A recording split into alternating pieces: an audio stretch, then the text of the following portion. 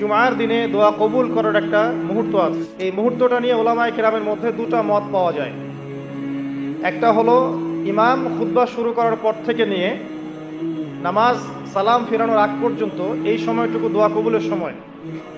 কোনো ব্যক্তির আকীদায় যদি শিরক না থাকে, আমলে যদি বিদআত না থাকে এবং রিজিকের মধ্যে যদি হারাম না থাকে, ইনশাআল্লাহ তাআলা আশা করা যায় সে যেই দোয়াই করবে ইনশাআল্লাহ আল্লাহ কবুল করবেন ইনশাআল্লাহ।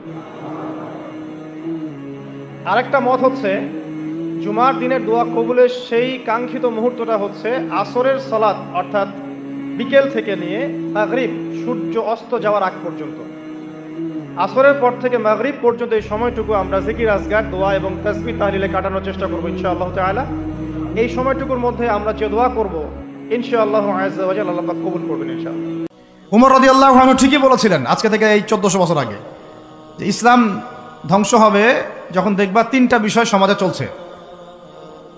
এক, দল্লাতুল আলেম, আলেমরা যখন পথভ্রষ্ট হয়ে যাবে তখন সমাজে ইসলাম ধ্বংস হয়ে যাবে। দুই, ওয়াল আইম্মাতুল মুদিল্লিন, যখন আসবে এমন কিছু শাসক যারা পথভ্রষ্ট মুদিল্লিন, তখন সমাজে ইসলাম ধ্বংস হবে।